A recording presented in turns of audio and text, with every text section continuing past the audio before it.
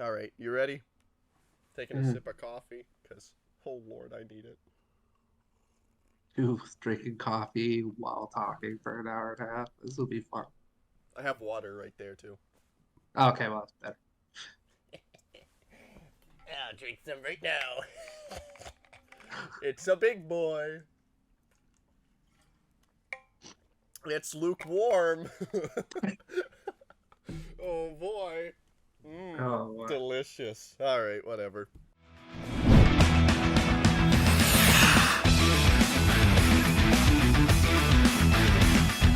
Hey everyone, and welcome to another Unhealthy Scratches podcast where we talk about things that don't matter and things that do matter. Hopefully, we're actually going to be right this time. Hopefully, we're going to be 100% because one of us know how to do a playoff bracket and one of us don't. Welcome to another podcast, one that we haven't done before because it is the second round, baby.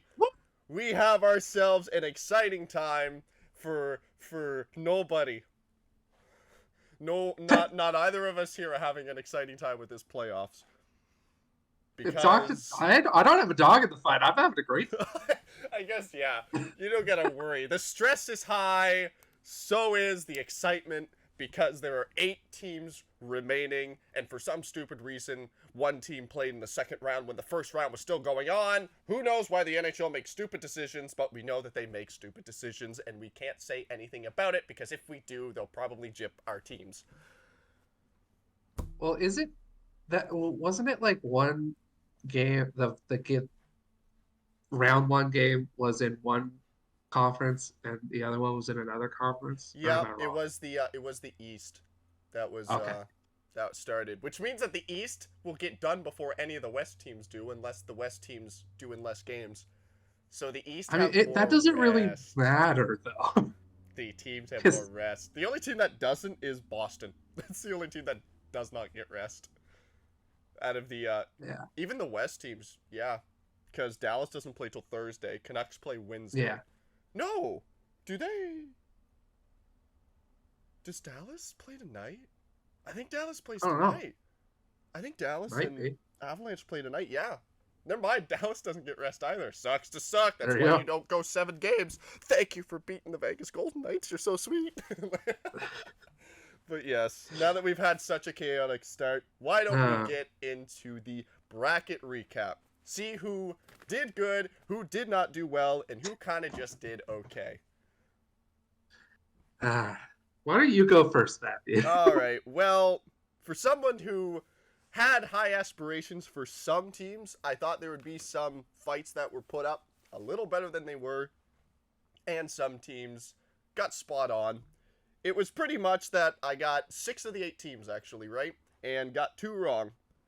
I That's don't not bad. know what's going on with the Winnipeg Jets. We'll talk about them for a little tiny bit, but the Jets crapped, and They Avalanche need a went on. coach now too. Yep, they need a new coach. Probably new everything because that's that's one of the most disappointing Canadian teams in recent memory. There's one bigger. We'll talk about that one. But the other team that crapped the bed was the Islanders. Boy, I thought the Islanders were going to do something more than what they did. Boy, I had I hope. thought they would do exactly what they did. Why is it? Goaltending was okay. I mean, they put Varlamov in net more than Sorokin, which kind of was weird. Varlamov had more time, I think, though, as well, and he did play better when Sorokin sucked at the beginning of the season. So I Yeah. think they just went with a safer bet. But at the end of the day, Hurricanes had the better firepower, took him out in 5. Jets were taken out in 5. A lot of games were taken out in 5, actually. Quite a bit of them. Not Yeah. not all of them. It was actually pretty even for numbers. But other than that, got every other team right. Got a few games. Edmonton took out theirs in 5. The Panthers took out the Lightning in 5. Bruins went all the way to 7. Did not think that was going to happen. And Rangers got out the Brooms, which we talked about in the previous podcast. Took out the Brooms, Called it. played some curling, and the Rocks were the Capitals. And Yep. they got swept out of here. Sorry, Capitals fans. That was ugly. And the only 2 I I ended up watched that getting last right, game. It yep, was pitiful. it was That Pitiful. game 4, oh my God. Man. And at the end of the day, the last two I did get right. Vancouver, I guess I know my own team well enough. 6 games for that one with the most underrated team that lost, the Nashville Predators. Boy, that was a slog of a game. Probably the tightest series and lowest shot series out of all of them, which does not make me feel comfortable. We'll talk about that later. And then the Dallas Stars coming back from a 2-0 deficit to win in 7. Thank goodness. I did not want to have Vegas go further on with guys coming back and having a full roster again. They were going to be a nightmare of a team, and Dallas shut the door game 7 and said, hey, pack your bags, go back to golfing. The cup contenders are gone. The previous champions are done. And now we have to Just deal like with last year. Yes. Just like the Avs went out the first round to a much more embarrassing Seattle Kraken. Thank goodness that happened, because I can laugh about it now, as the Avalanche are also in the second round and could also still win the cup. But yeah, that was my playoff bracket and a little rehash of who made it.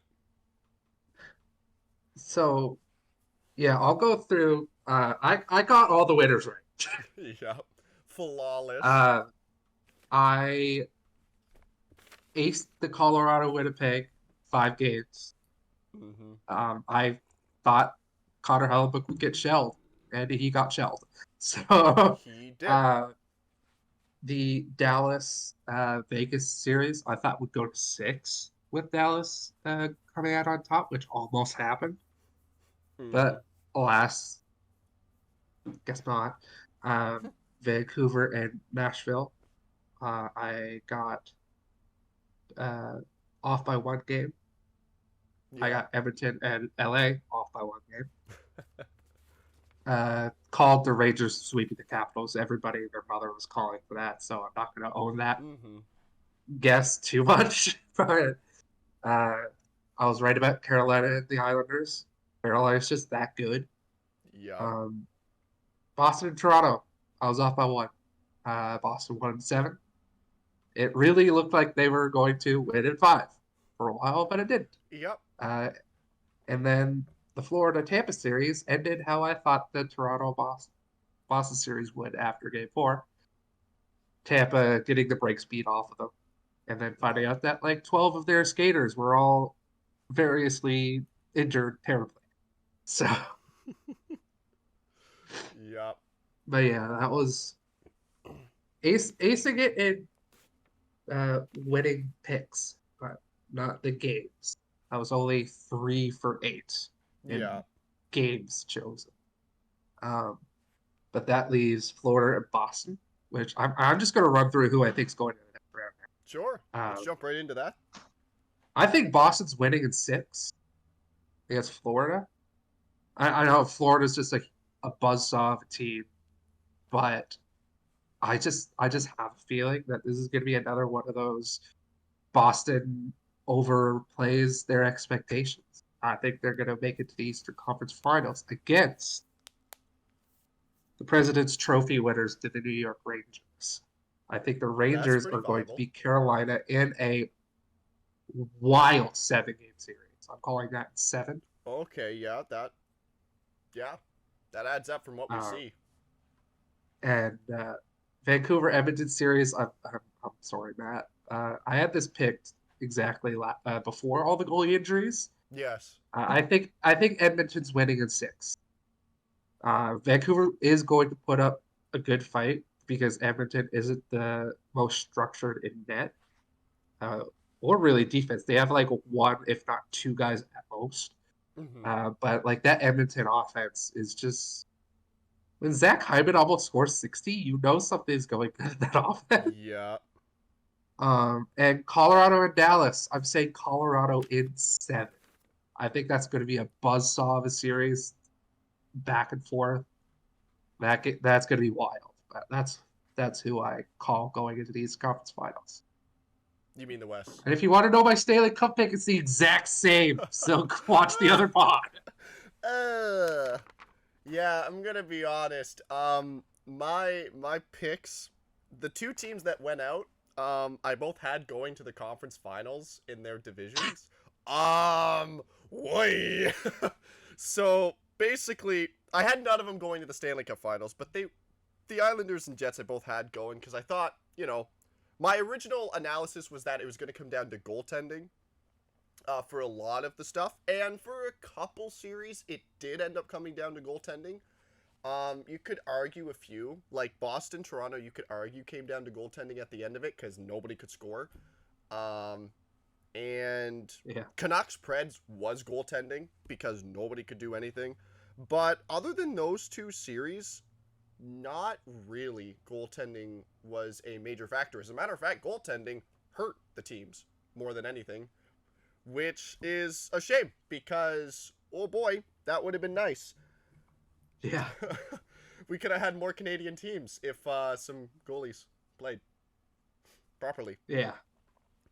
But this is the hard part with mine because talking about who's gonna get past the second round hurts to see what the odds are. Because before the playoffs even started, we have to look at the odds that we have from the regular season and from past playoff runs that every team has had and how well they perform in those times. And you give the benefit of the doubt to teams that have performed well or have performed consistently, at least decent in those playoff runs that they've had. And now that we have a little more evidence to support how teams are doing at this moment in time, it's not looking good. It's not looking good. And I don't want to talk too much about how the Canucks are going to fare in the second round quite yet. We'll get into that in a tiny bit. I've said that line like 5 times now. It's true. It's going to happen. Don't worry. But I'm not going to start with the West yet because I'm going to leave that one for last. The East with Panthers and Bruins. I originally had the Bruins going to the Stanley Cup Finals. Because the Bruins were that underrated team that no one. They're quiet. I know that they lost to the Ottawa Senators at the very ending, and they ended up getting the second seed position. Did they do that on purpose? One can speculate, but I don't think so. I'm gonna be honest. I think they just crapped the can with Ottawa. They just lost. I think they just lost. But seeing how the Bruins struggled a bit with Toronto, especially when they held the firm lead, a 3-1 series lead, and they nearly blew it to a team that has struggled in playoffs past for decades now. It's like 2 decades, but yeah. 2 decades. Well, what I mean is specifically with the Boston Bruins, they have struggled for decades against the Bruins specifically. But it was almost weird to see how the Bruins nearly fell to them, and then the Panthers are just like, hey, let's just slap the tar out of a very, very injured Tampa Bay Lightning. But even if Tampa wasn't injured, Florida was going to take that one. My predictions. I just didn't think it would be as much. My predictions for it, obviously, now that we have the first round out of the way, the Bruins could very well come in and absolutely dog on the Panthers, which, lo and behold, the first game happened before we recorded this, and boy, oh boy, did Boston ever do that. I still think that even if we had that information, I do think that the Panthers would take it now with the information we have about the first round games. I do think the Panthers would take it. I think it would still be 7 games, though. I don't think it would be easy. It would be a dogfight. I do still have the Bruins as the main one because I can't change it. but I do think the Panthers would take that one. The next series, which is Rangers and Hurricanes, I don't think I can't wait to watch the series. I don't think it's a question of who's going to win. I think it's going to go to 7 games as well. I think these two teams are top contenders for the Cup, and it's a shame that we have to see them in the second round, both of these teams. Exactly, yeah. Because one of them has to go out, and I'll be honest. That should be an Eastern Conference final, but that's just not how it honestly, it should be, because the only argument you have, really, I know that you pick Bruins. I can see the Panthers giving them a run for their money. The Bruins, it's tough to say where I would put the Bruins against either of these teams. but we'll find out if the third round has the Bruins facing one of them. I do think the Rangers are going to take it, though. 7 games. They are the better team. Statistically, they won the President's Trophy. I don't even know what the points difference was, but I know it was not. It was quite a bit, I think. It was quite a bit. Yeah. The Rangers just have more firepower. And Exactly. it could technically come down to goaltending, but the problem is it's like, oh, Freddie Anderson has been unreal, at least in his comeback from what he was dealing with and stuff with the blood clot and everything. However, you got Shesterkin. Like, even if you talk about goaltending, it's like... The Rangers have dogs in every part of the ice. Yeah, you have the defensive core, Jacob Trouba, big man. Adam Fox. I'm surprised Adam Fox did not get... It was probably due to injury that he did not get a Norris Trophy, like, spot. I'm guessing he was a part of the voting, though. But he probably got votes, just not. He probably got votes, but top 3. I understand why he isn't top 3, because the 3 that were chosen, absolute menaces on the ice, offensively and defensively as well. Menaces on the ice, but I think the Rangers just have more. I didn't even talk about their offense, which is their biggest threat. In all honesty, like Zibanejad, the quietest one out of them all, but you got Panarin coming in. Like, the man's unreal this season, and that's, like, there are so many other players that are good. I apologize if I didn't mention them all. I'm just trying to move this quick. Yeah. But I do agree, 7 games for that series. 7 games. Like, Sebastian Aho is great. He had a rough start at the beginning of this season. He's great. And Martin Necas, I believe that's how it's pronounced. Necas. Has been, like, underratedly good as well. Like, they have Seth Jarvis as well. Like, they have players that are great players, but the Rangers just have more. It's going to take a miracle for the Hurricanes to get past the Rangers, in all honesty. It's not the biggest miracle, though. So, you know what? It's a good enough transition. I wanted to leave him for last, but that was such a good transition. Talking about miracles, Canucks and Oilers. Oh, Lord. Okay, if we look at regular season statistics, the Vancouver Canucks should sweep these guys, technically, if we look at regular season statistics, because they beat them all 4 times. If we look at reality... if you look outside of lunacy. If we look outside of what the regular season has told us, and the fact that the Oilers were not the Oilers, or the full-blown Oilers. Mind you, the last game, the Canucks were not the full-blown Canucks. But McDavid... It's McDavid. The Oilers have their full roster. To the Canucks, not full roster. I have the Canucks going all the way when I first made this list, and I believed it because the Canucks were quite a good team. They were top in their division. You said past tense. I said past tense. I am worried. I am very worried about the Canucks right now, and I don't want to get too much into second round just because we're going to talk about it here in a bit, but boy, I am afraid. I am sweating bullets. When the Canucks went up and almost closed that in Game 5, I was still optimistic. Even when they were not getting many shots, and in all honesty, they had a miracle in Game 4. It was an absolute miracle they won that game. Yeah. And I'll save the points as to why the Canucks are going to struggle probably in this. Do I keep the bias or not, Cakes? Do I keep the bias or not? Do I keep the bias? I mean, I'm notoriously not biased in really anything. So you kind of know where I stand. Yeah, I mean, obviously... Okay. I mean, props if you stick with your team to be the underdog. Go for it if you want. Here's what it is. I think if a non-biased approach... I'm going to give my bias and my non-bias. How about that? I think I'll either anger both people that think which team should win. I'm going to anger them both by not technically choosing a side on this. I think non-biased Oilers, have the chance. Like if you look at the statistics on NHL, the app, they had a bunch of analysts make choices on who they think is going to move on to the third round.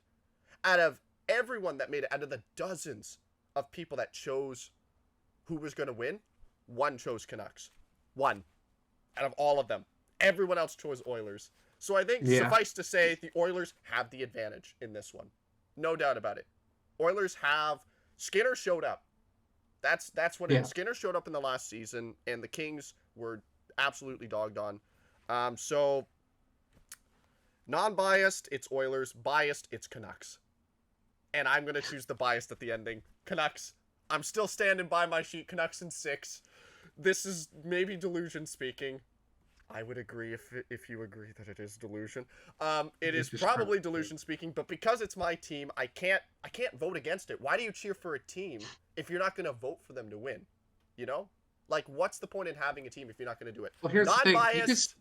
It's you could say you want Vancouver to win. Oh, 100%. And also say they might not.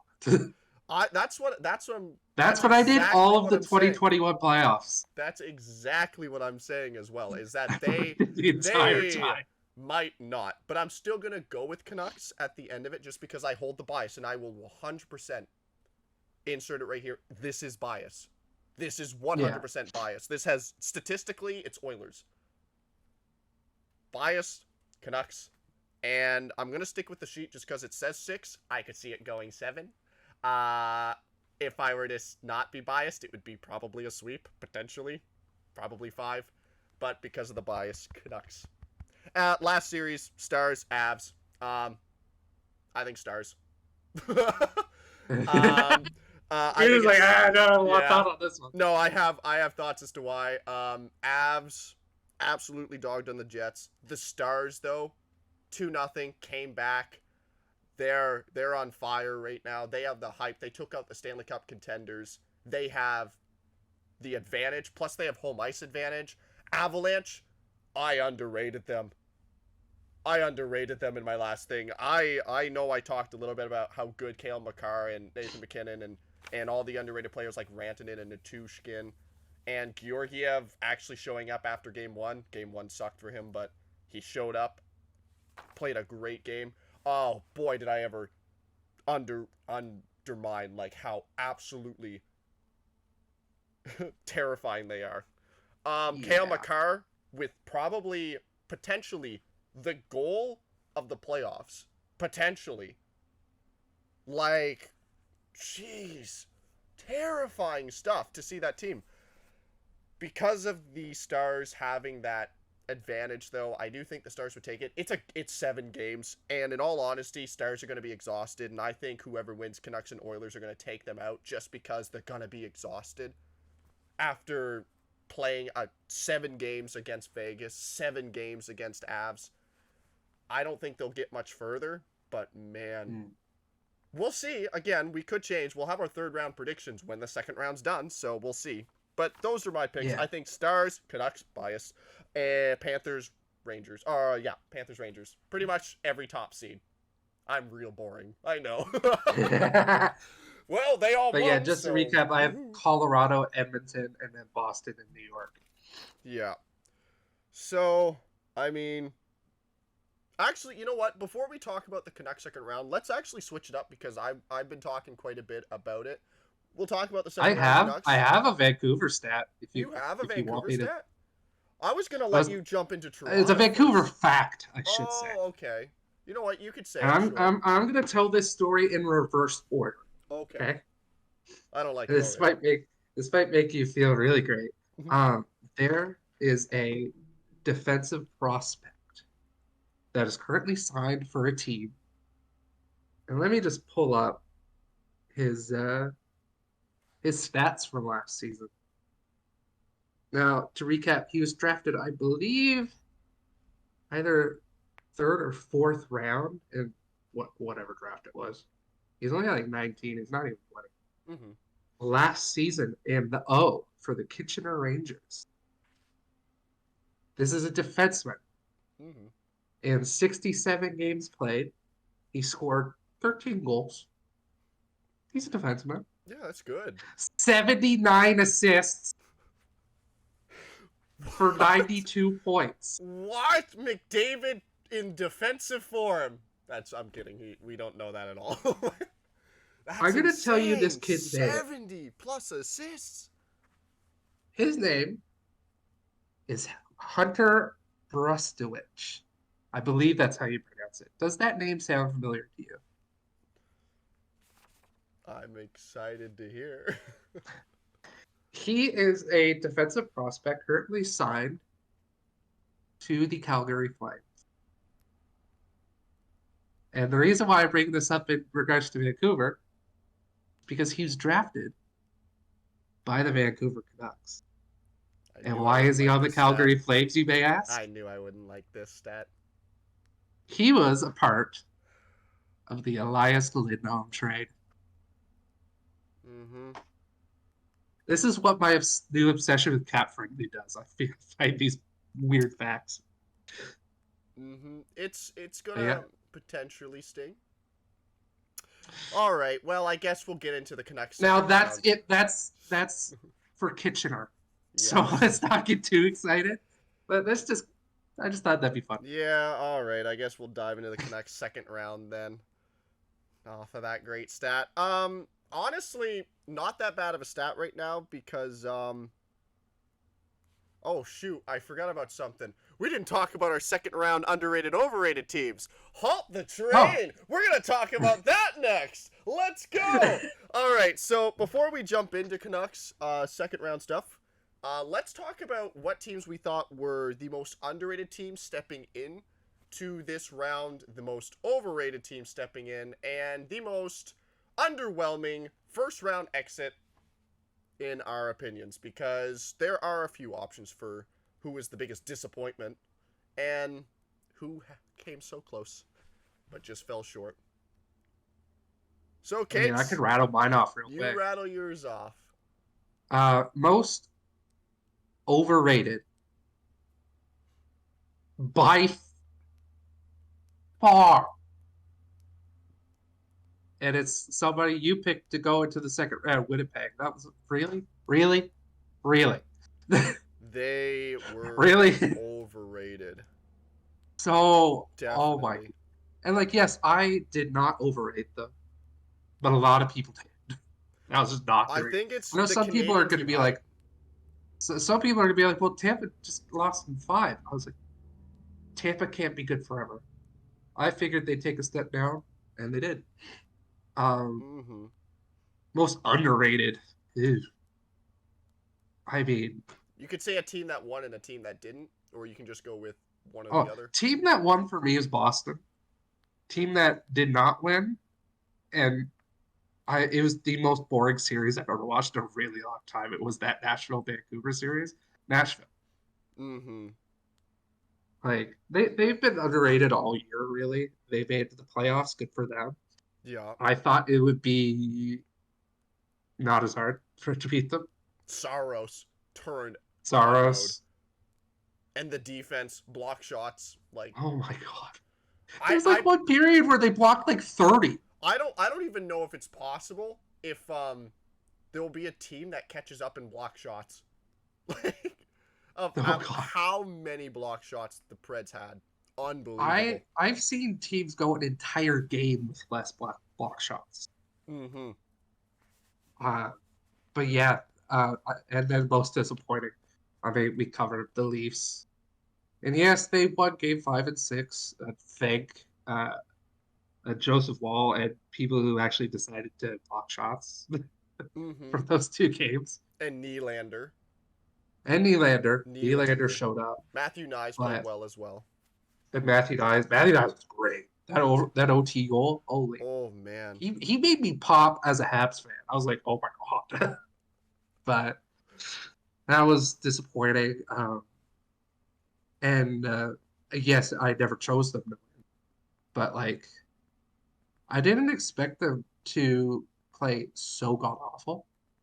Mm-hmm. I don't even think they played necessarily great in those games that they won. They just played better. They just took the opportunities when they had them in those 3 games. Yeah. And Joseph Wool. And Joseph, that was incredible. Stonewall. When I saw that he was hurt and couldn't play Game 7, I was like, they're done. They're done. Yeah. And people would be like, well, Samsonov didn't play terribly that last game. But just like every time you watch him play, the goals that he does let in, I mean, you can't blame that OT goal. That OT goal was filthy. Filthy. But that first goal, I mean, come on. You can't buy a save from that kid.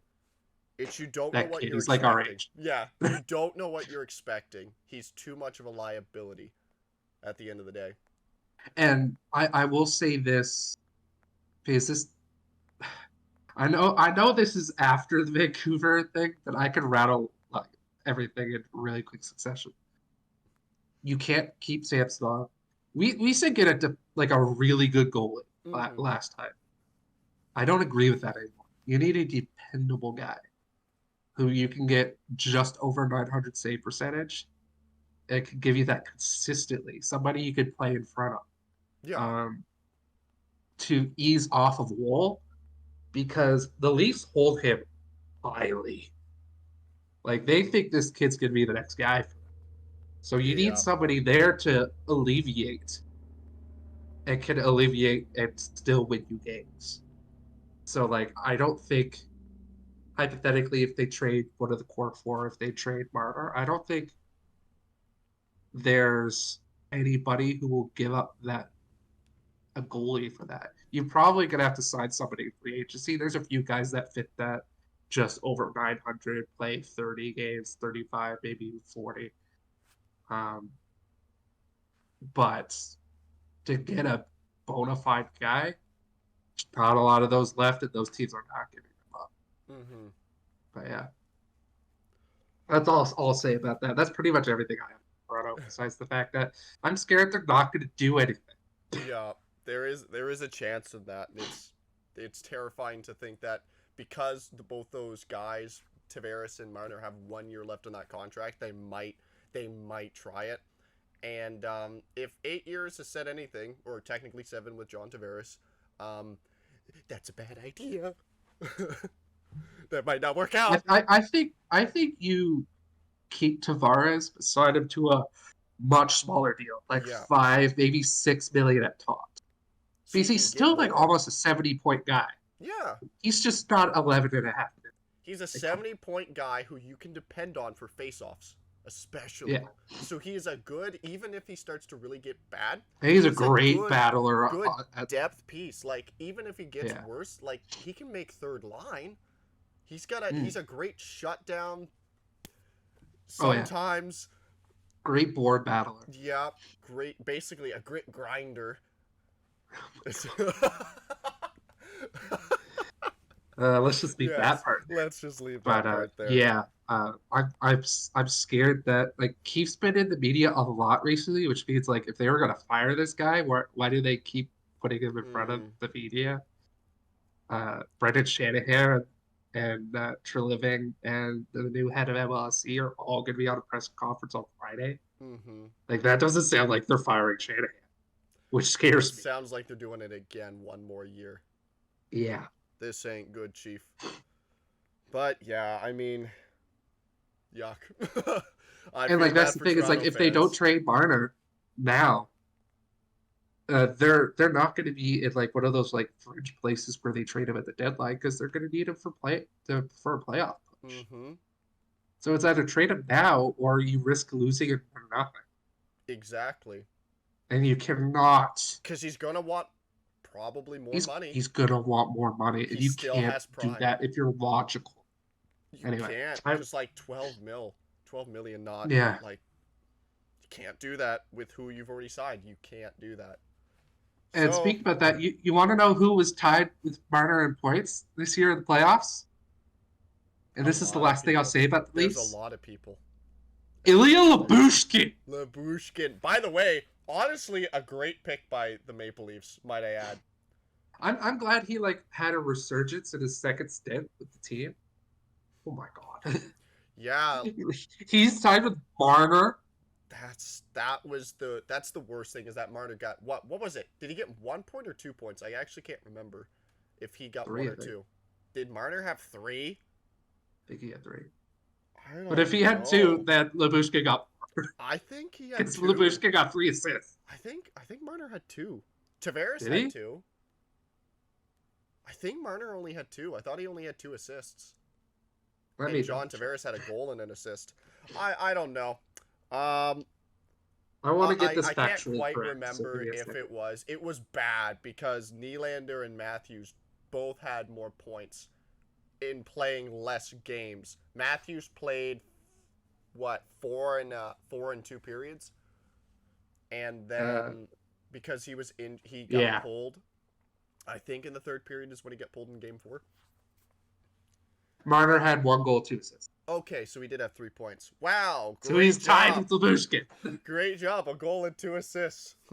That's why you get paid double digits Oh, in the and millions. one other thing, Sportsnet stats put a thing, and it was the Leafs' top playoff scorers since the Matthews era. Marner's number 1. He has like 50 points. Now, not point a game, but he's the most. He has the most.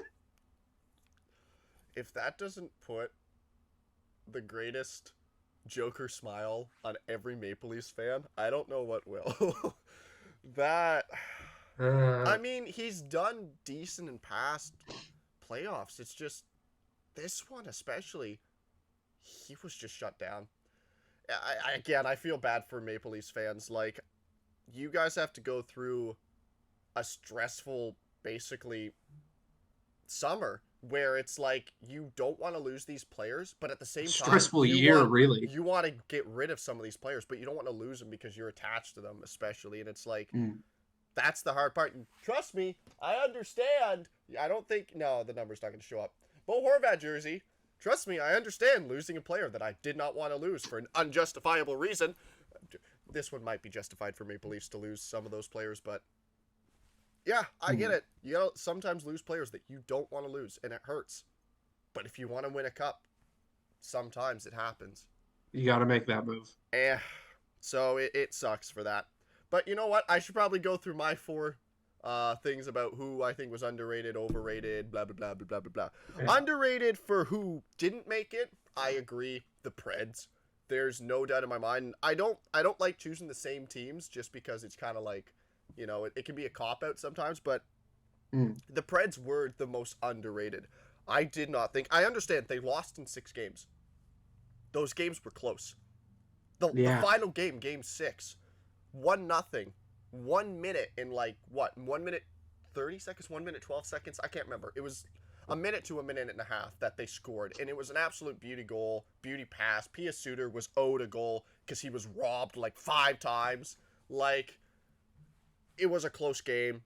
The 4-3 overtime victory was a close game. Like, Nashville Predators, as much as it sucks that you guys lost, and I know I made a joke last one about getting your golf clubs ready. In all honesty, you guys were the most underrated team. And if any team was going to win one of these series, it was going to be you.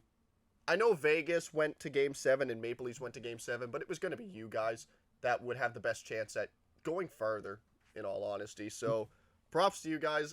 It sucks that we had to face each other in the first round and a really good team had to get kicked out. But you guys will be back next year, so it's not much of a worry. Most disappointing team. There are a couple to choose from, and I'm going to be honest. I'm choosing the Jets. Oh my land. I understand the argument for Maple Leafs, for Islanders. Islanders, I see the least just because, you know, they were... Again, they didn't have that much expectancy, and that's what I'm kind of basing off of is expectancy. And the Capitals are the other team. No one expected them to do anything. I gave them at least 1 win. Nope, they didn't even do that. I think the Jets were the most disappointing. And like people put a lot of their eggs in the Islanders basket because of past success. They're under a whole new playing scheme. They're not under Trotz anymore. They're under Monsieur Patrick Wall. So that's a completely different scheme of play. Thing is Islanders were the hottest team. Eight in their last 10. What was it? 8-1-1, wasn't it? I think that's what their last 10 was. It was Something unbelievable. like that, Just to fall like that. It sucks. But again, Islanders were my biggest like underdog pick essentially, was to get like I'm going to choose a wild card team or a low team to make it.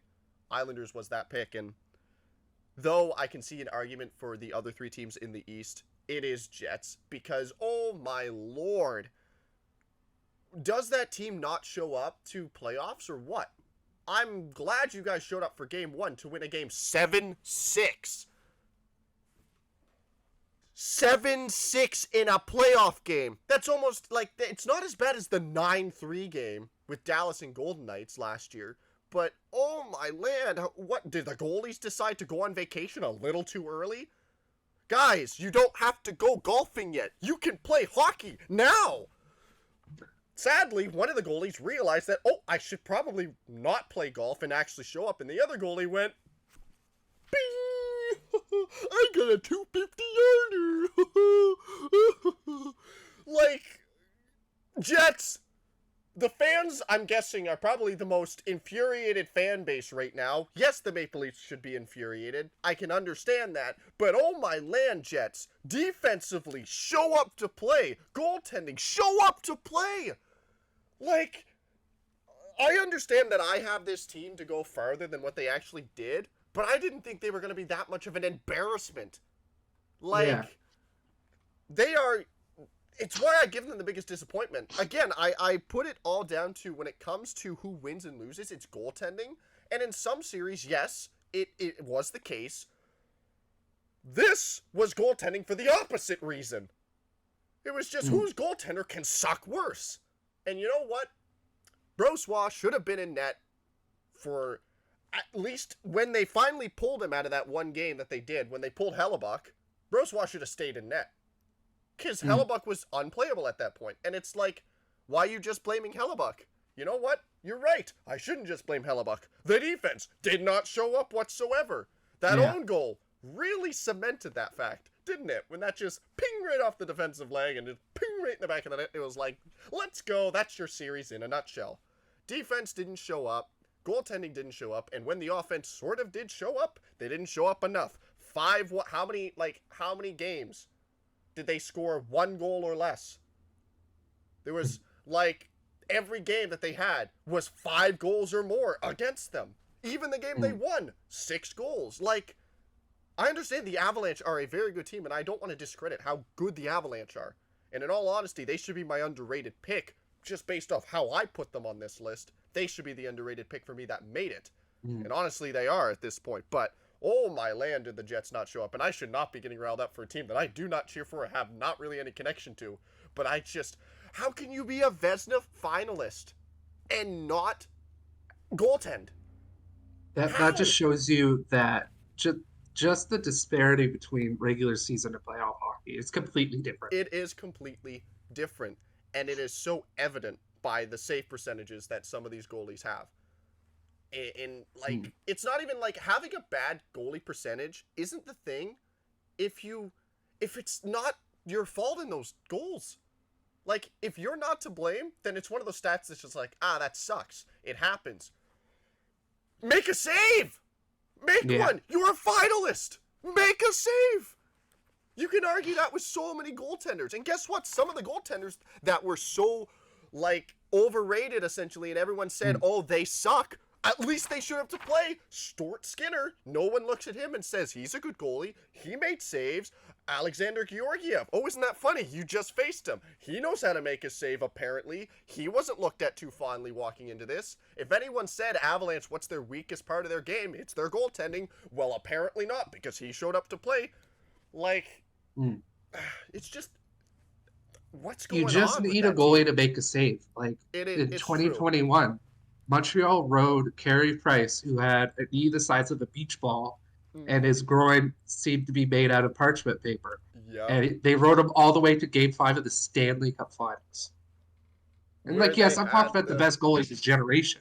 Yeah, he's but, the come on. best goalie in Montreal franchise other than Patrick Waugh. You could Ah, argue. That one there's hurts. I few. understand. That one hurts. That one hurts. You look There's at a the few. stats. Yes, in recent. I should say in The recent. team is time. old.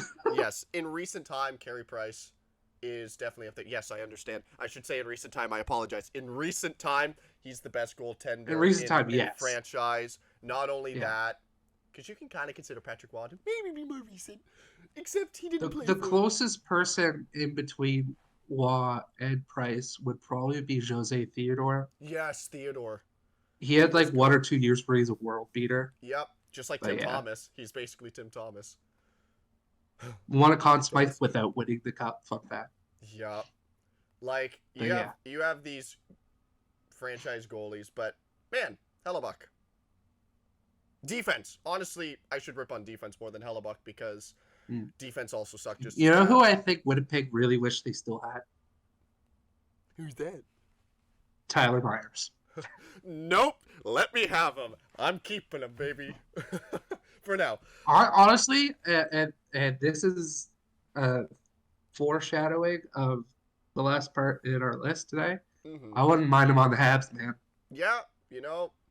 I would not mind Tyler Myers on the Habs. You're But not.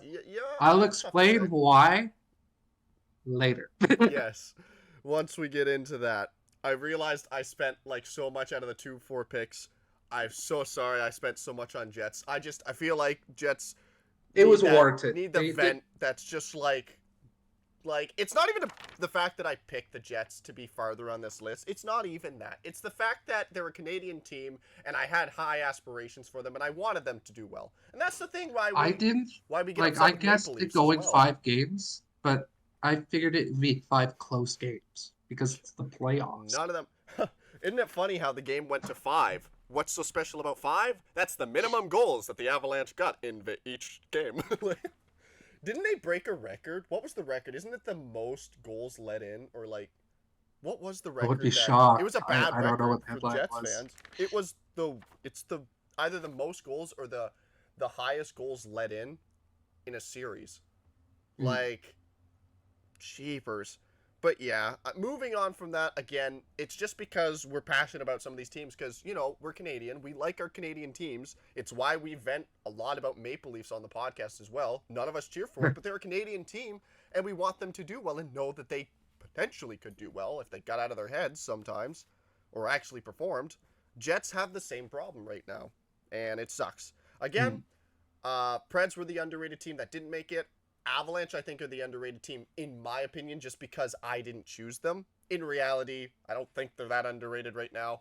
But in my opinion, they are because I had them slotted to go out first round. So I think in my choice that they would be underrated based off what I thought. If I were to give an underrated team just looking at the 8, it's Canucks. And the only reason why I say that is because, oh my land, do they not have much of a chance right now? They need a miracle. They're underrated because how is Demko looking? Is he like close to coming back? Demko is close to coming back. They're speculating sometime in the second round. But the thing is I don't. That is vague. I know it's vague because they started off by saying it's going to be late second round, and now they're saying he could potentially come back early second round. What that basically means is don't depend on it. Again, I'm not really worried if he comes back or not because of how good Shelovs has played. And that's not the part that's going to make the Canucks win, in all honesty. It's not the major factor. But I think Canucks are the underrated team that did make it because even myself included don't think they have much of a chance. So I think that gives pretty good grounds to say that they're underrated because no one really thinks they're going to make it. So if they end up doing it, it's going to be a miracle because they're definitely big the underdog team.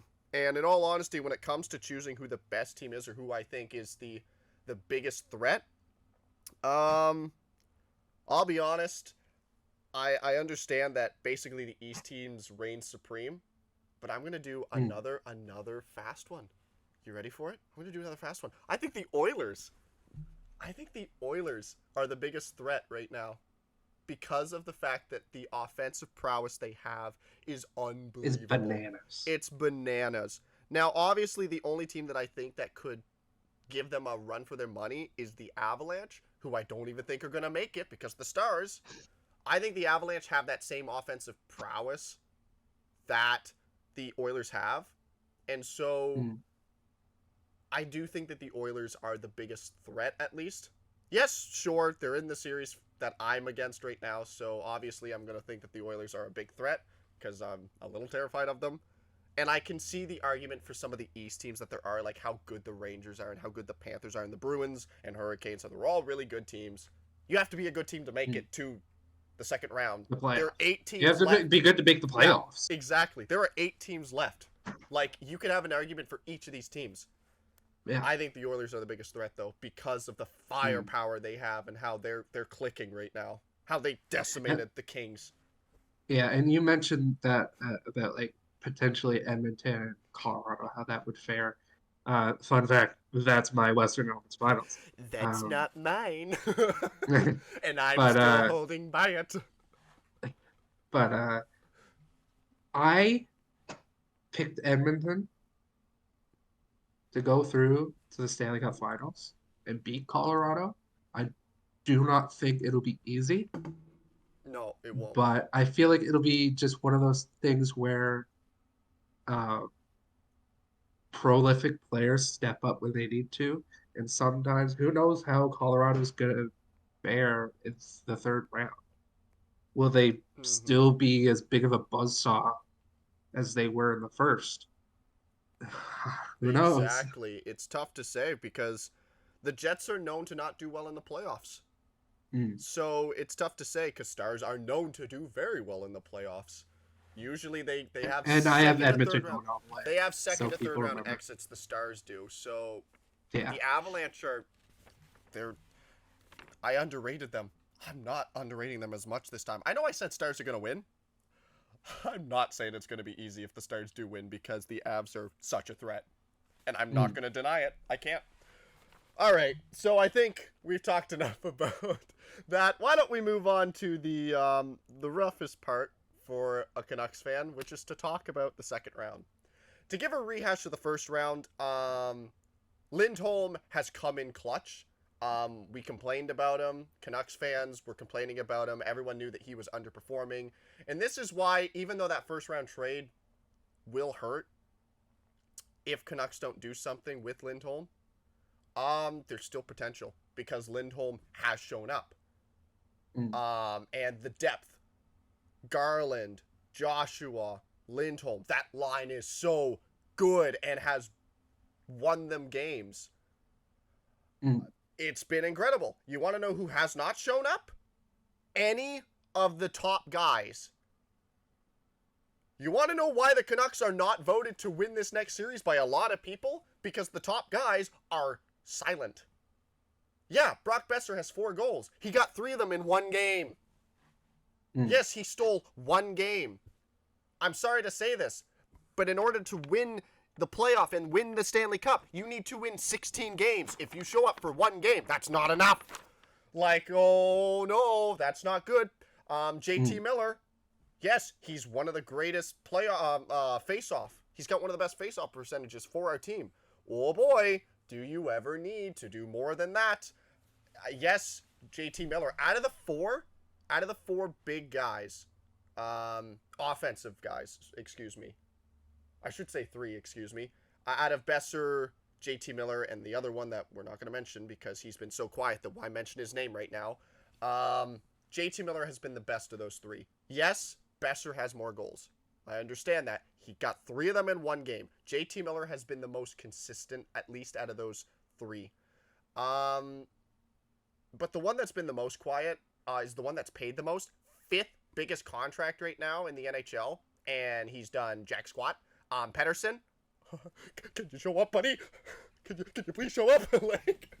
Pettersson has been the biggest disappointment right now for Canucks because he has done nothing. We don't know why. We don't think it has anything to do with sicknesses or injuries. Again, we don't know, and we're probably not going to find out this stuff until after. But, oh my land, Pettersson, can you please do something in these playoffs? Like, if there's a time that you need to show up, it's this round. It's now, because though we won the first round against the Nashville Predators, very close, shout out to Shelovs, Shout out to the defensive core. Zadorov with the nasty rip in Game 5. Where did that come from? By the way, it came off the Canucks absolutely shredding the goaltender, and Saros made great saves. The puck gets shot back. Zadorov's like, oh, we're going for a change. Let me just skate it down the ice. And he hits the blue line. He's gliding. He's not even skating. He's gliding. He's doing nothing. And he just rips it over the goalie.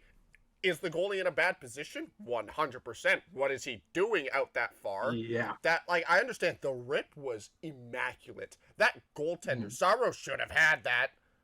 And, you know, it didn't hurt them in the ending because the Preds won that game. But, oh my land, Zadorov, if there's a player that I am just falling in love with, it's Zadorov. He's such a gem. And the other player that everyone looked at as he is the biggest threat to this team, if anyone's going to make a mistake, it's going to be him, came up clutch with the nut block that saved the Canucks series. Tyler Myers, the Chaos Giraffe. Thank you for being there and for being tall. Thank you for sacrificing your kids and your grandkids and your great-grandkids for the win. Oh my land, did that look painful, though. I don't know if, I talked about this actually with a good hockey buddy, Joshua Frazier, baby. I might bleep out that last name, actually. We'll find out about that one in post. But I was talking with him. People don't understand that cup does pretty much nothing with pucks and with sticks. Like, you don't really understand what that cup is supposed to do. It is not really supposed to stop the pain and agony. It is supposed to disperse it. It is supposed to make sure that it doesn't make full-on contact and that you're not bleeding down below. You're supposed to not get cut there. I'm gonna be honest. You take a puck to the area of the unknown. Like, it's going to hurt pretty much as bad. You're going to feel it. You're going to go down. Your voice is going to go up 3 pitches. Michael Jackson ain't got nothing on you. Like, it hurts. And when a stick gets up there, I'm going to tell you a little secret. When a stick gets up there, it sometimes surpasses the cup. And it'll just go right to the spot. And oh my land, does that also hurt. So when someone blocks a puck with the great beyond, it hurts like crap.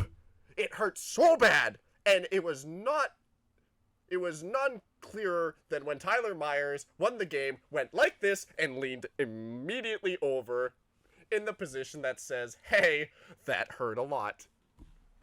Tyler Myers, thank you for the block shot. You saved that game. So did Shilovs, by the way. Yeah. Underrated goaltender? Underrated player even. I think Shilovs takes that one. Who the heck saw that coming? When Demko went down, every Canucks fan went, oh no, this is bad. Then DeSmith played 2 great games. And it was like, wow, DeSmith. And DeSmith we trust. Because Demko's not there, so when Demko we trust is out the window. And then DeSmith gets injured. And what did Canucks fans say? Uh-oh, this isn't good. Part 2. Like, Shilovs has to step in and do some crazy things. Yes, in the regular season, Shilovs never lost a regular season game. His first regulation loss, or not a regular season, excuse me, a regulation loss. His first regulation loss happened in the playoffs, where guess what? It was not his fault. He played wonderfully. And then he steps into the next game and gets a shutout. I'm going to be honest, Canucks fans, do not worry about goaltending. If the Canucks have any scary spot, it does not come in goaltending. And in all honesty, it does not come off their PK unit. For something that the Canucks have not been known for, and we're kind of diving in now to the second round stuff, for what the Canucks are not known for, their PK has been their worst part of their game. And since they like to take quite a bit of penalties, which they like to take some penalties in this one as well, whoop-de-dung-dee, we're not going to talk about the fact that the refs definitely 100% nearly screwed the Canucks over. That last penalty with 30 seconds to go. I just don't care about complaining about refs anymore in the playoffs. I know, and that's one of those things. It's like, you can complain about the refs, and at this point, there are so many blown calls at this rate that it's like, whatever. And Canucks would be complaining about it had they lost that game. Had they lost it, Canucks would have complained about it more. But because we had an absolute just chaos supreme come through and the chaos draft coming through for us again, we don't have to worry about that. But goaltending, we don't have to worry about. The PK, 90-something%, 90+% kill rate against Nashville. Like, dang, man. I know Nashville is more defensive than offensive, but my land, they shut it down. And then, so defense, don't worry about the Canucks in that department. Yes, Quinn Hughes is looking like he's not 100%. Quinn Hughes, by the way, that deke, I know we talked about it last time, that absolute, just a woo, and the ankles go wee, and so does the player, and 8 seconds to go, Brockmaster scores, yes, it's great. Defense, Canucks are sound. Goaltending, Canucks are sound. We are not worried about those stuff. You know what we're worried about? It's the offense, and it's the power play. 2 power plays out of, I think, 11. Yes, the Canucks did not get a power play in Game 6, and I don't know if they had one in Game 5. I don't remember. If they did have one in Game 5, they had one. They usually had more. They usually had more penalties. I know they didn't get any in Game 6 because the only penalty the Canucks got, it was a 4-on-4. It went both ways, and that doesn't count because they didn't even have power play minutes at all. It was just a 4-on-4. Canucks have got to do something about their power play. Yes, you're going against a easier goaltender and a harder team because they won. Like, Canucks power play and Canucks offense has to do something. I understand that Canucks Nashville Predators game was the most stingy game when it came to goals. Oilers are not going to be a stingy. Like, you need the spirit of every single great Canucks goaltender to step into Sheloff's in order to even have a chance that none of the goals go in. But because that's probably not going to happen, I'm not doubting Sheloff's. He's going to play unbelievable this series, and I do believe that. Goals are going to go in that are not Sheloff's fault because they're going to be nasty tips. They're going to be dirty goals, not dirty as in dirty plays. They're going to be like garbage goals. They're going to go in. Zach Hyman has how many goals, and he does that to get those goals. He knows how to do it. The Oilers are going to score. The Canucks have to find a way to score, because if you do not, you're going to get swept.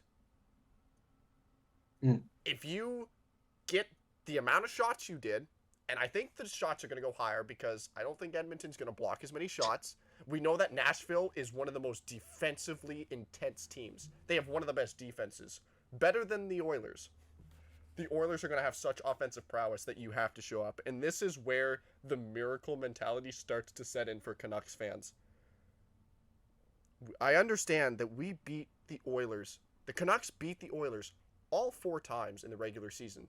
3 of those times happened early on when the Oilers, we didn't know the first 2 games how bad the Oilers were going to be. We didn't know that.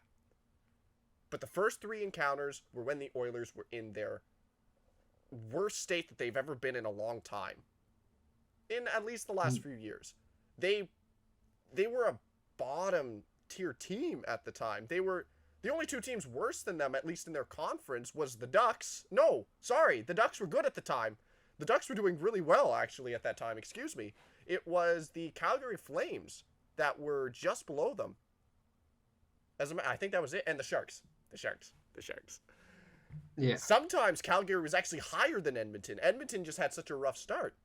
And so it's like, if you base the regular season games off of what's going to happen in these playoffs, you're out of your mind saying, oh, the Canucks are going to sweep the Oilers. The Oilers are a different team. And the only encounter that the Canucks had against the Oilers, where the Oilers were a really good team, Canucks didn't have Demko, which we're finding out doesn't really matter because the both other 2 goaltenders are really good, surprisingly. They didn't have McDavid. And now you have to face McDavid with no Demko. Yeah, that's the... Like, the Canucks are in for a series. Defensively and goaltending wise, I think the Canucks are still stronger. But the difference in offensive prowess, Canucks have to show up. I think that the Edmonton's offense is better than the defense and possibly the goaltending combined of the Canucks. So unless the Canucks offense go on a tear like they did in some points in the regular season, Edmonton's going to mop the floor with them. And I think that's what's terrifying about it, because Edmonton has a 100% penalty kill, by the way, just in case that wants to scare anyone. Not only do they have the best playoff percentage with a 45%, maybe the Kings just suck that bad. Maybe the Kings were just that bad. They have the best penalty kill at the same time. Do you understand the mountain you have to climb? Like, just in Canucks' minds. Like, I understand that they're probably not thinking about that right now, and you don't want to get in your own head. As the Canucks, like the players, you don't get in your own head. Don't think about how the odds are not in your favor. Think about the game. Think about playing. Think about the fact that you have beat these guys. Don't underrate them. You will lose if you underrate them. But don't put them on a pedestal as well. As the fans, though, we're going to be terrified because we know what's potentially going to happen. Not what's at stake, because again, at the end of the day, nobody saw the Canucks getting here. Nobody saw the Canucks making the playoffs. That's what it is at the end of the day. And I think that's what, as fans, we have to also remember as I'm wrapping up this point as well. And I know that there's so much I can talk about this team, all the good and all the ugly. Like, there's so much to talk about with this team. But at the end of the day, Canucks fans, what are we even doing in the playoffs to begin with?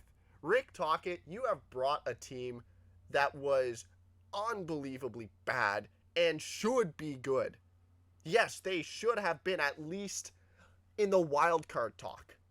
You have brought a team that was basically, maybe they'll make the wild card, maybe not, to the best in their division. A top team.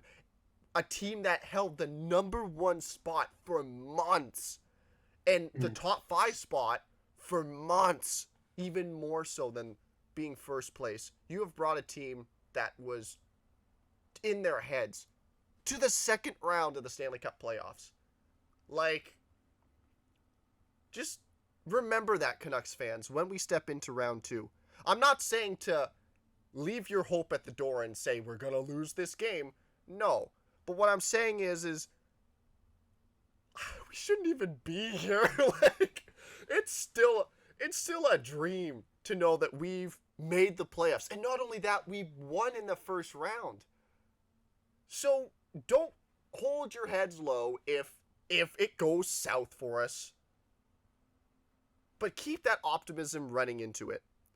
We have the dream run. We have the miracle. That empty netter should have gone in. Just saying. We have the miracle part on our side. Like, let's just run with this. I still have hope that the Canucks can do it. The offense has to show up. If the offense does not show up, the defense and goaltending will most likely not be enough. Offense, wake up. Fans, we shouldn't be here. Let's enjoy it. Let's go Canucks. I hope they do well, and I believe that they can. Odds are not in their favor, but they can do it. Let's go Canucks! And on that note, let's talk about the draft lotto. Unless you have more about Toronto. I'll give like 30 seconds on Toronto, and then we'll leave that to bed.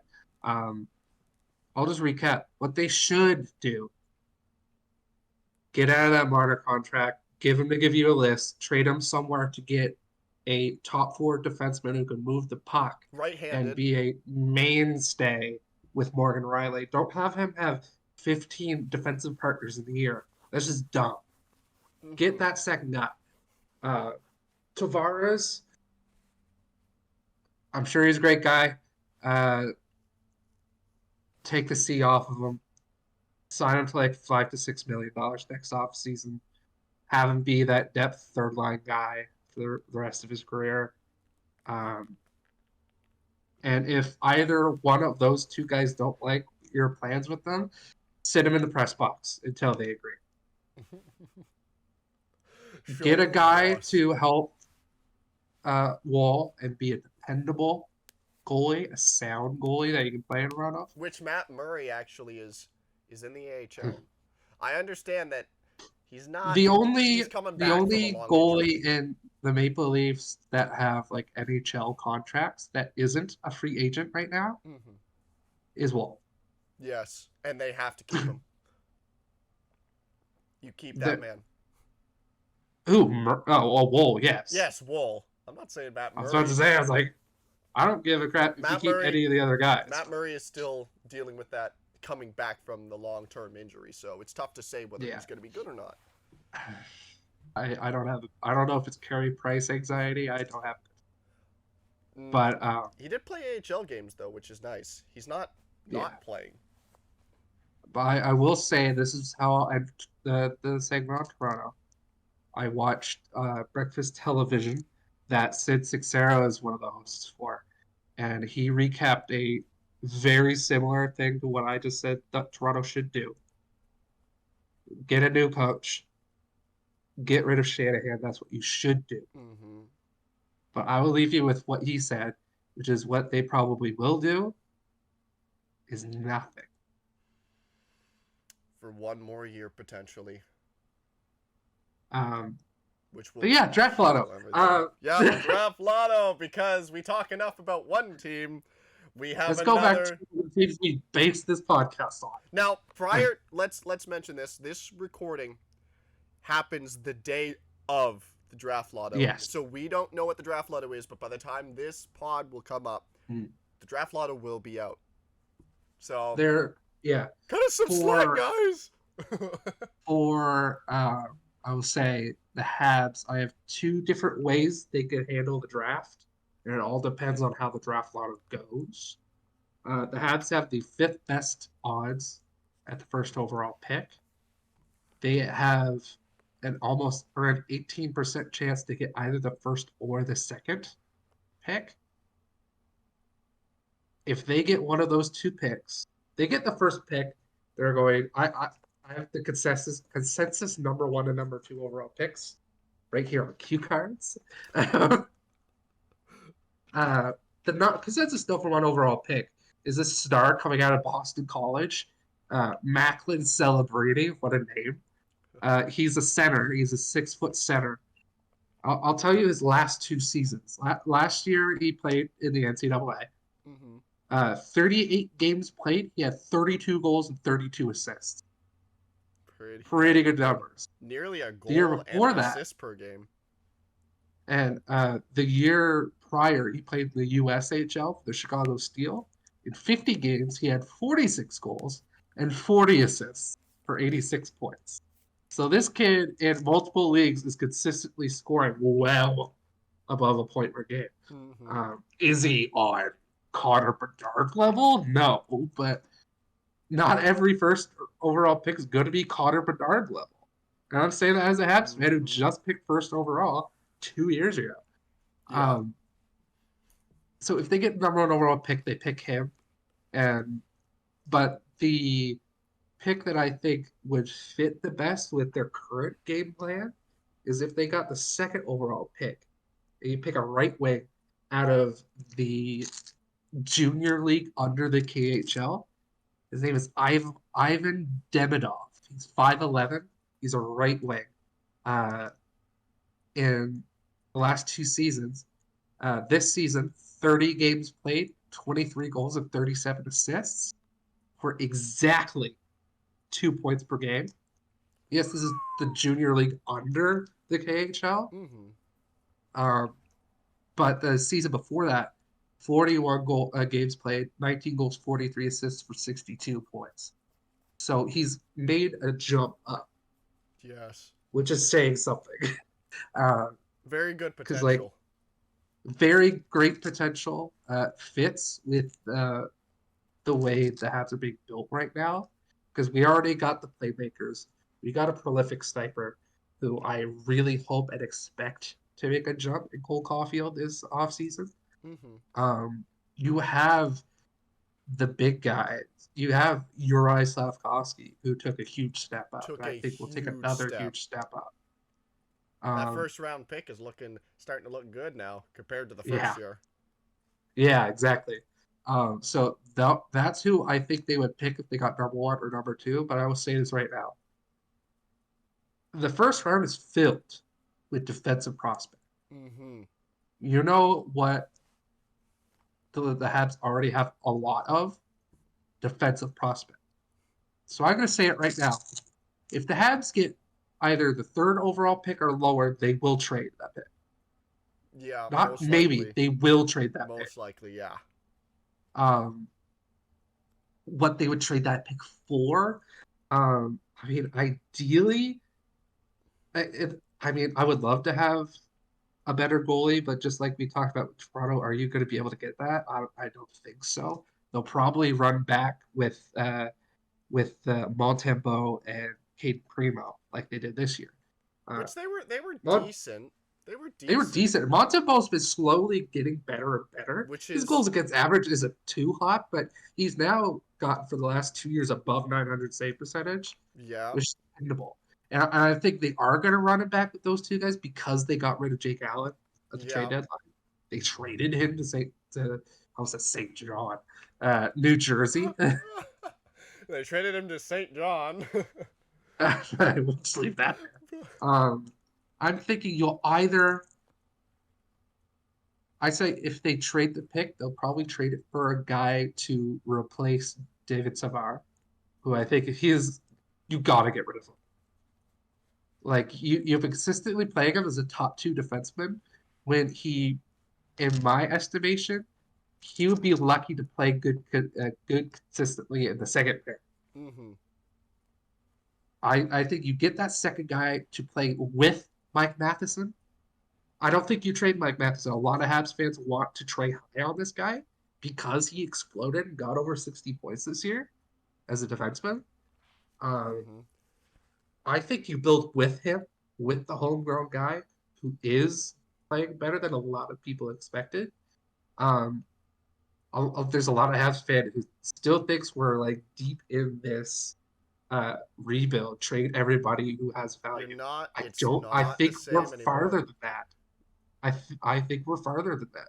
I think you guys Uh, are on the cusp. You guys were farther away than Ottawa was, and now you're closer than Ottawa is.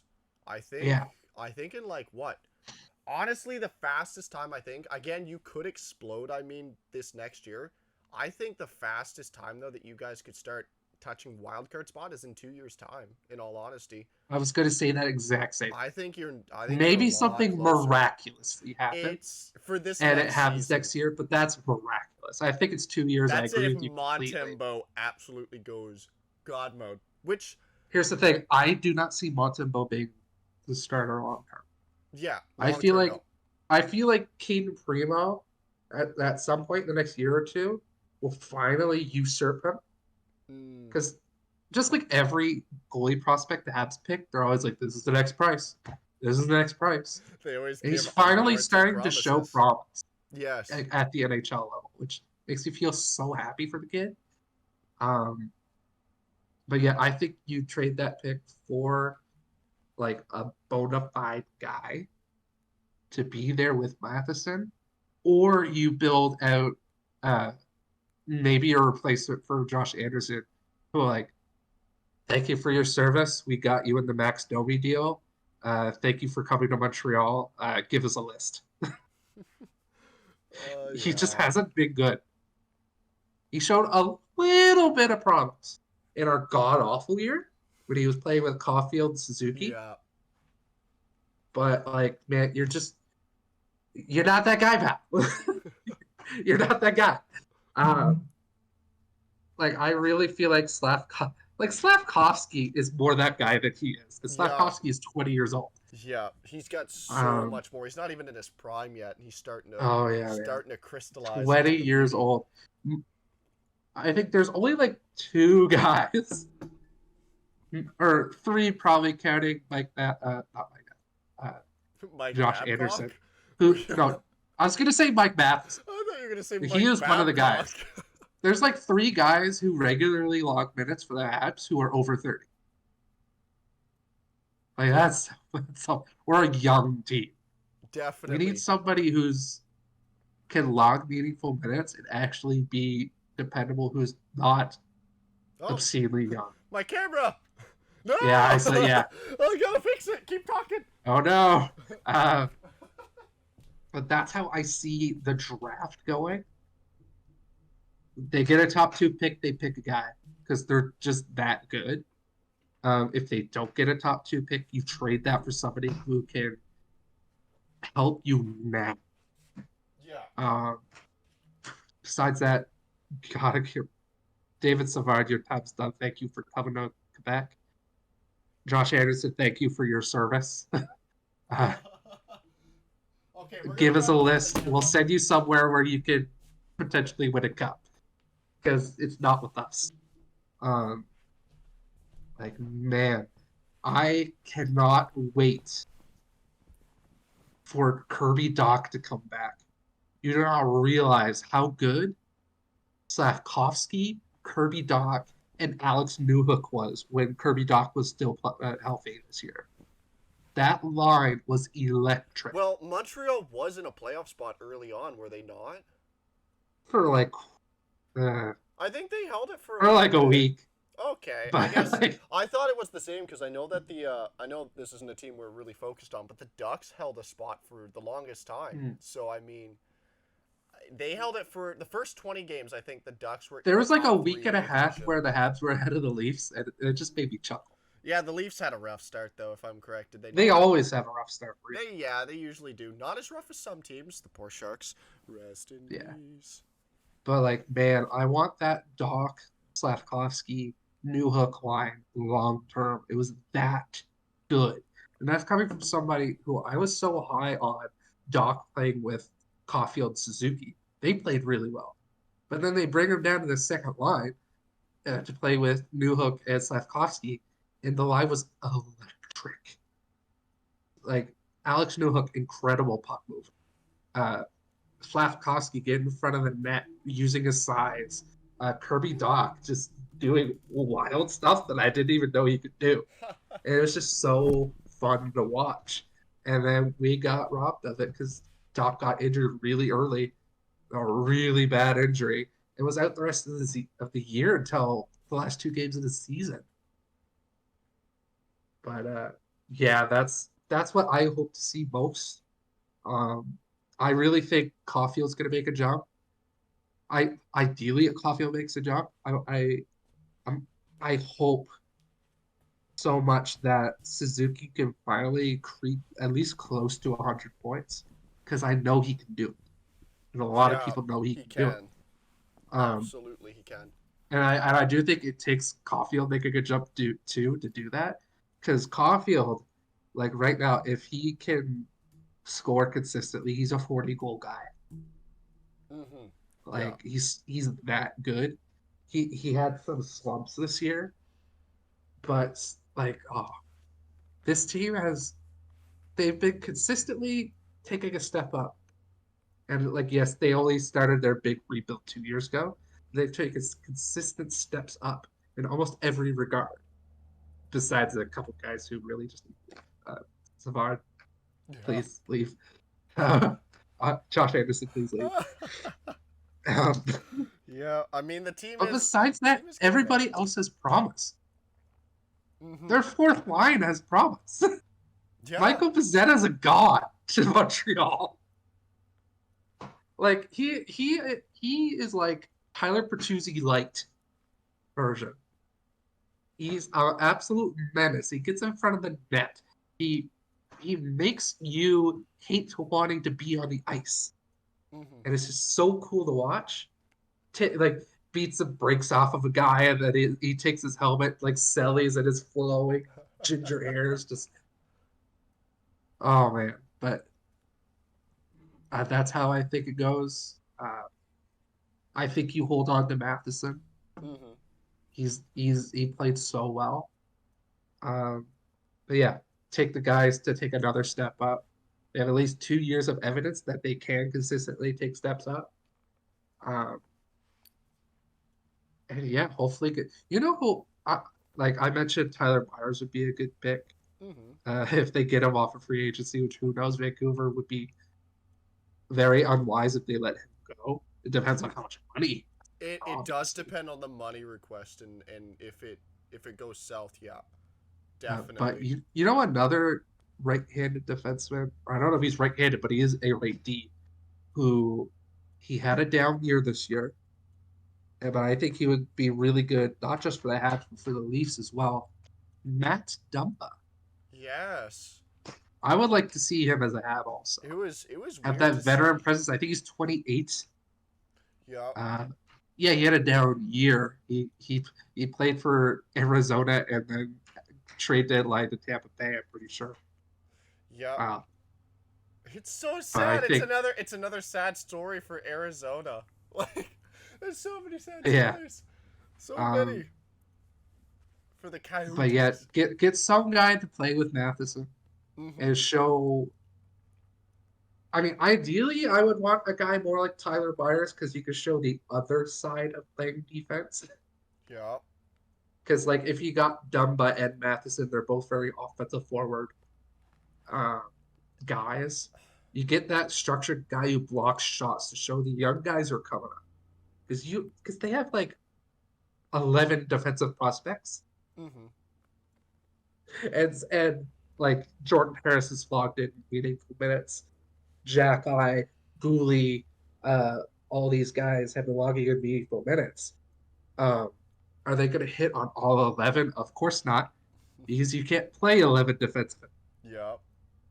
But there's enough guys coming up where you should at least have one structured offensive defenseman and one guy who's structured on defense Defensive and show defenseman. them the two dynamics of the position Mhm. Maybe get and a couple see which guys two-way. flourish. Couple two-way will help out too. Kind of have that balance in Oh there. yeah, And then have some test run spots where you can yeah, kind of rotate and exactly. start to get the feeling because at this point in time, like if we're saying that the earliest that we think without something crazy happening, the miracle or whatever, if we're saying that in 2 years time Montreal will start to be in a playoff spot again, this is the year that you got to start testing out again because understandably so, like Montreal was testing out and every team that was down lower in the standings was starting to test out some of their young players. You do that, Yeah, but this is the time now where you start cementing who makes the cut and who you trade. This is the yeah, year to do that if you want to have cup aspirations, or not just cup aspirations, but making the playoffs mm, starting in about 2 years' time. This is the plan you have to go with. It's time to start cutting off some of those guys. It's time to start getting who you're growing your team around. And yeah, they've done that quite a bit. Like they've kept Cole Caulfield and Nick Suzuki. They've kept some of these guys, Mike Matheson. They've kept their goalies. They by the looks of it, they don't plan on going after someone else. This is the time to start growing your team and around it. And now yeah, that Slavkovsky has really started to step into a spot, you can start to grow those players and some of your other mm, depth pieces and some of who goes in the top six. This is the time to mm, do it. This is the year to do it. And then from that, like we suspect at least, the next year after that will probably be the year that we start seeing a team that'll start making playoffs, have some yeah. cup aspirations, and maybe, just maybe, cup contenders. It sucks that you're in the worst division ever because all my land is the Atlantic Division, How much the I wish toughest. we were in the Metropolitan. Like, honestly, if there's a team that should be there, get the Maple Leafs over in that one. Get the Yeah, Senators, not the Senators. Senators are not Sens, but Sens Leafs. are Yeah, Sens are closer, but like, yikes, is but yeah, there like a terrifying? the two sections where I really think they need to improve the most in is to find the guy who you can play with Suzuki and Caulfield because you know that duo they're set. They're set Mm-hmm. for a long Yeah. time. You find that third guy, whether you get him now or you develop like a Slavkovsky Mm-hmm. to when he gets to a high enough level that you start playing him up there consistently. And then besides that, uh, build a consistent, good third line. Mm-hmm. Depth Because like line, I would say, shutdown their line. fourth line, I like their fourth line. I adore their second. The bully Their line. first line, you got two of the guys right. Yeah. So like the biggest hole, get that third guy to round up that first line, whether you grow Slavkovsky or you get a guy now. Hey, maybe Well, you'll get Lindholm. Because I can guarantee that there's no way the Canucks are probably keeping that guy. if a team traded for Elias Lindholm but gave up a underrated defensive prospect, I'd have two nickels. Uh, You but know what? I Honestly, don't it might happen. honestly. But yeah, no, the Montreal You know Canadiens who I are low key looking good. want, and he's a unrestricted free agent right now, Which one? and he plays some center and some wing. I want Steven Stamkos on the Habs so bad. There's no way. There's There's no way. no way. I don't think it'll happen. Unless communication goes south, like Trevor Zegras, Mason McTavish, cheapers to do the Ducks sometimes not know how to negotiate things. Oh god. Maybe you'll get Zegras. Maybe Zegras. There's a chance. That would be an electric first line. In all honesty, Imagine. there's a chance, and I hate this for Ducks fans. Like, I hate it so much that they pretty much tried to screw over two of their best players. Like, you don't do that. Yeah, Trevor Zegras had less points this season. He also was injured for like majority of it. And Mason McTavish is your biggest prospect as Ducks, but there is a player that potentially might not be on the Ducks team, and he's a pretty good player. That would be amazing. I don't think it's happening. I don't think it will, because I think the Ducks will be a little bit smarter than that management-wise. Don't worry, Ducks fans. I understand bad management. I literally still have bad management in my team. The only reason why the Canucks are doing well is because of the coach. Let's look at free agent. And obviously the president. I like the president. And obviously the Sedins, Chris Higgins. I like them all. Ryan Kesler showed up. Like that guy. But a lot of, especially Montreal, is not looking too far off. Again, because you're looking at kind of the spots right now of what teams are starting to dive in the. Imagine if the Habs got Tyler Bertuzzi. There's a chance for that one. Bertuzzi, that was tough. I don't know what they'd have to give. Ooh, Jonathan Marchessault. Marshy. Is a UFA. Marshy. Whoa. Where the heck is he gonna? Is he gonna stay with Vegas? He's Quebecois. Or Like, Vegas could be able to afford to keep him. But we haven't even talked about what the heck is Vegas gonna do in the off season. I haven't thought about that. Like, they have so much cap right now that they will not be able to keep. A Tyler Toffoli reunion. Oh my land, Tyler Toffoli. Habs fans could dream. He was a legend. Listen, yes, Habs. Max Domi reunion. Hey, let's stick on Habs legend, Canucks legend, Tyler Toffoli here for now. Patrick Kane's a UFA. I don't think Patrick Kane will go there. Shot. But he'll probably stay in a US team, most likely. But oh my man, like I didn't actually think about that. We probably won't talk about it too much. You know what? I'm gonna call a hot take. Jonathan Marchessault, you are a Montreal Canadian. There, I said it. But that's my hot take. He'd have to be top 6. Oh yeah, he's that good. He is that good. What would Montreal theoretically have to give though? What, their prospect defenseman? I don't think that'd be enough. Matt, he's a UFA. Oh. He's a free agent. How much cap? All they have to do is give him money. How much cap space does Montreal have right now if they weren't to trade anybody? Like, how much do you know that? I guess that's a tough ask. Like, I can find it. Cap friendly is so easy. Yeah, but it's like, how much room do they have? Because what was his contract? Because it's gonna be probably higher. He won a cup, so he's gonna want it higher. He's been consistently. I'm thinking he's gonna be. What are they gonna have? Here's the thing: the Habs have said they're not gonna pay anybody more than Suzuki. That's the thing. Suzuki makes over 7.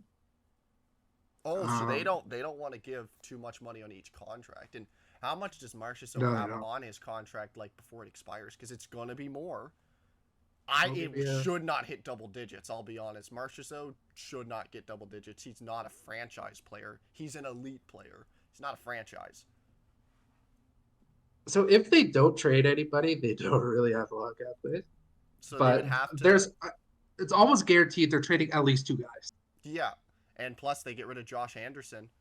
Like Mm. that'll help out some too. Like yeah, there are. And see Jonathan Marchessault's actual current Because contract was. honestly, like at this point in time, Montreal probably shouldn't be trading for first round picks at least this next season if they think that they No, can make like some noise in the playoffs I in don't 2 years think they get time. first rounders for either of those guys anyway.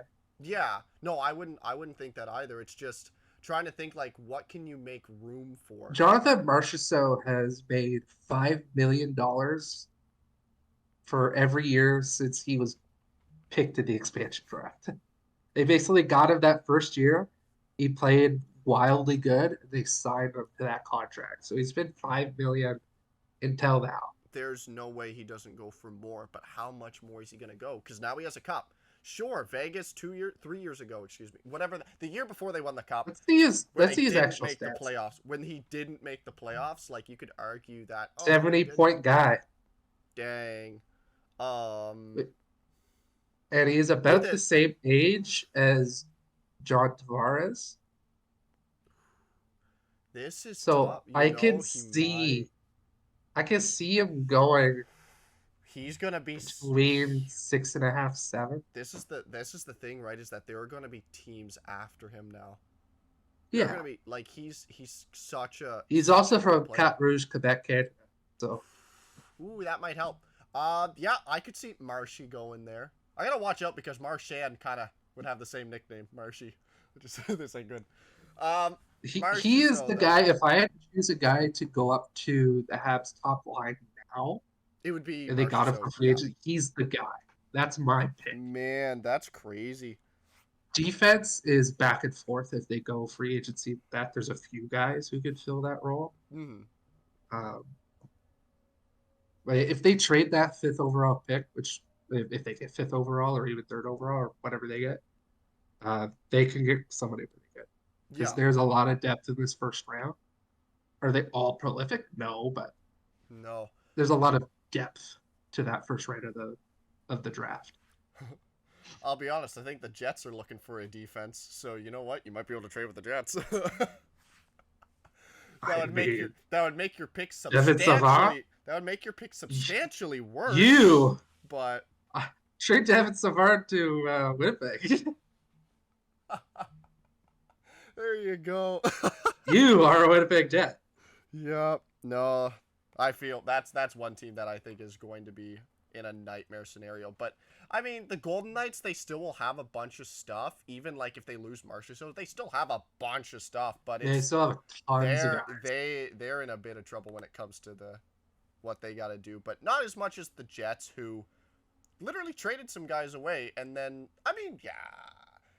No one expected them to do as well as they did in the regular season, but geez, did they ever whistle out? Again, not going to talk about the Jets anymore. I've already ripped on them enough, and it was warranted, but also did not expect to rip on them that hard. But yeah, there is a lot You of went excitement. off. I was like, I okay, mean, Matt, let's understandably go. so, though. Understandably so. But Yeah, you had good point. there is a lot of light coming from the Montreal Canadiens in their future. It's good to see that what's happening right now, and as much as the last couple years has definitely been such a bummer, especially since they went all the way to the Cup, and then to lose their captain, to lose their best goalie, to not get anything for them because like it's stuff like that happens. Okay, it's gonna Yeah, happen. and Like I will say, the Habs did not deserve to be in those 2021 playoffs. They did no, not deserve to beat Toronto on paper. They did not deserve to beat anybody they came up with. yup, exactly. But they had that Cinderella run. They beat Toronto. They beat the brakes off of Winnipeg. They Yup, had a really fun, hilariously. entertaining series against Vegas. Mm-hmm. And then Legends took over and Tampa won that cup. Yep. You know what it really You feels can't like? complain if you're a Habs fan. You know what it really feels That's like? not like it's not like 2014 where they made it to Rangers and then Chris Kreider. And it's not like 2010 where they lost the Eastern Conference Finals to Philly. Yep. Philly was just on another level, though, that one. Yeah. 2010. It was just a fun playoff series to watch, Mm-hmm. knowing that you shouldn't be there, so you were grateful for whatever happened. Anyway, Honestly, you had a point. that's what's kind of fun. I mean, one thing that you can kind of compare, and I didn't really think about this, but the 2021 run that Montreal had is very, very close to the Florida run actually last year. Because the goaltender was unbelievable. Now the goalie didn't carry as much with Florida because obviously Matthew Tkachuk. I will say all the Florida had more overtime goals. talent. They had more talent, but it was a Cinderella run. Like the Well, I mean, onslaught that they had to go against. stud team that they came back from 3-1 against. Montreal did that. Yeah. Now, Montreal swept Winnipeg in the second round. Florida beat Toronto in 5. Yeah, but ready? Third round. They swept Carolina. Hurricanes. Yeah. But what was third round for Montreal was Vegas, and that was Vegas tight. in 6, I think. That was pretty tight, but Vegas was an absolute wagon at the time too. Trust me, I understand. Canucks had to go against them. That was very close. Thank you, Demko, for that. 2021 was very fun. 2022 was not. Not at all, because you went through. That was unbearable. And that's the difference that Florida will have against Montreal. And this is that Florida, they had the battle scars, and everyone thought that they were gonna just dive bomb for some reason. But we thought that for Boston too. Look at that. They're both going against each other in the second round. That's funny. But, yeah, no. Florida bounced back hard. Now, if they don't win a cup, they're still the second best Florida team. Yeah. If they don't win a cup, which, I'm going to be honest, this year, I don't want you to, because I have another team. If my team were to go out, that's the stupid part, you know? If my team does go out, you know what team I'm going to cheer for? The Oilers. Because they're the Canadian team. I hate that. Oh, well, we're not going to talk about that anymore. But, yeah, I mean, I think we've covered all the points. That pretty much wraps it up. We're looking forward to seeing what Montreal is able to do. There's a lot of stuff that Canucks have to do in the offseason. But luckily, they don't have to worry about that right now. Because guess what? None of that matters if they win the cup. And that's I will say one thing. I will say one thing on the Jonathan Marchessault to Montreal train. It really gives me the vibes that, and I know I'm crossing sports, but when the Toronto Blue Jays acquired George Springer in free agency, around the same age, coming off of a incredibly prolific team, he played for the Astros. Yeah. Won a World Series with them. Yes, asterisk, he won it in 2017 when they blatantly cheated. He was still an incredible player. And he was like that guy who knew what it was like to play postseason baseball and bring him into a young team that was climbing and climbing and climbing. Yeah. Now, how is that working out right now? Some days I want to burn the hat that's on my head. Wait a second. Yeah, you're wearing a baseball hat. My hat does not fit well on my head. It never has, so I need to get a new one. But we'll leave the baseball talk there. But yeah, that's crazy. Speaking of baseball, is there anything that we didn't talk about last week at all that maybe we should mention this week about baseball and anything like that? Just put the plug in here now. I'm probably going to start a baseball podcast. Hey, baseball podcast. I will not be a part of it. I keep putting it off because I don't want to start with doom and gloom. Yeah, we started this podcast with doom and gloom. Do you remember the first title of our thing was "What is wrong with our teams?" If I'm correct, is the very first podcast title. You learn from your mistakes, Matthew. Yes. Anyway, that was great. We loved it. But yes, it is something. I'm gonna be honest. I will not be a part of it. Cakes is gonna hold that one. I know barely anything about baseball. I am a hockey nut when it comes to certain aspects. I know nothing about pretty much every other sport. I know a little bit of football and stuff, but baseball... I mean, I've had an idea, though. Whether on this pod or that pod, we could do a segment where you ask me painstakingly basic baseball questions, and I explain them to you. Okay. Time out before we get to this. I know the rules of baseball. I don't know anything about who's the best player and all the stuff like that. Like, the most I know is, like, Bryce Harper because he appeared on, like, Dude Perfect, stuff like that. Yeah. Like, I know Guillermo Jr. or whatever his name is. No. Guillermo, what is his name? He's basically, right now, a lot of Blue Jays fans are really not liking that guy because of how Guerrero Jr. Guerrero Jr. I got the junior. Give me a break.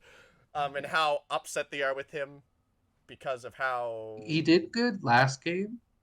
He hit a grand that's slam, and that's then a Toronto real proceeded to lose 11-8. I heard about some of that and how Toronto Blue Jays have really been bombing anything.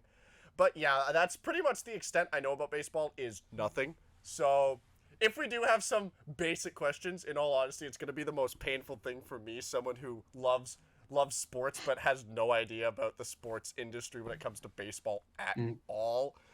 But yeah, well, we'll see how that goes. Look forward to finding that in the next decade. I really don't know when the first one he is going to be, but that is something else to look out for.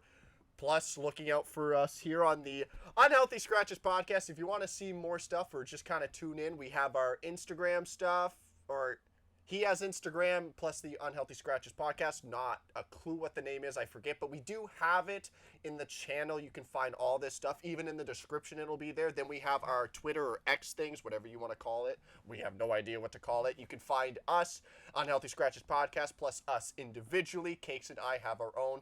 All of that is found in the description or on our channel page. And now that we got that done and out of the way, we have come to a wrap. Thank you guys so much for watching. If you want to see more, you can like, you can subscribe, you can share it, do whatever the heck you want to. Another podcast is going to come out next week where we will have the in-between of the second round where we start to see which teams are doing well, which teams are not. Again, Rangers are up 1-0. Boston's up 1-0. Convincing fashion for Boston. Close game for Rangers.